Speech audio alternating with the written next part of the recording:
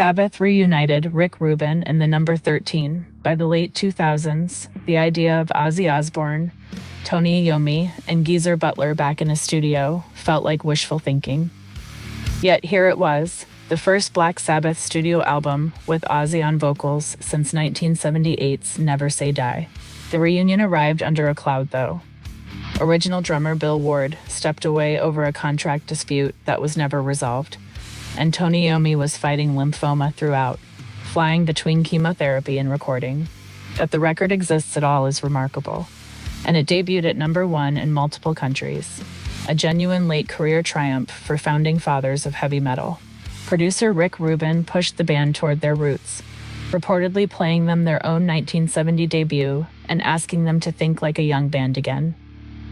The result is deliberately raw and heavy, built on Iommi's down-tuned riffing and Butler's rolling low end, with long doom-laden passages that recall Master of Reality more than the polish of later decades. Ozzy's voice sits high and mournful.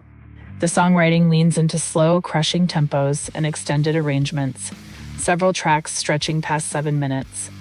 It is unmistakably Sabbath, bluesy, ominous, and unhurried, resisting modern metal's speed in favor of weight and space. Recording took place largely in California, with Rubin at the helm and Brad Wilk of Rage Against the Machine handling drums after Ward's departure. Rubin favored a live, in-the-room feel, capturing the trio playing together rather than layering endless overdubs.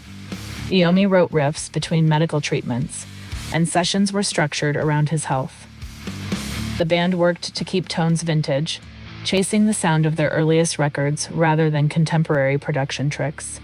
Additional touring drummer Tommy Clufetos would later join the live lineup, but Wilk played on the album itself, a detail collectors still debate at the counter. 13 gave Black Sabbath their first U.S. number 1 album, an astonishing feat more than 4 decades into their career. It won a Grammy, and the accompanying tour served as a long farewell before the band's eventual retirement shows. For fans, it closed a circle, the original singer, guitarist, and bassist delivering one final statement true to where they began. It silenced doubters who assumed a reunion could only be nostalgia.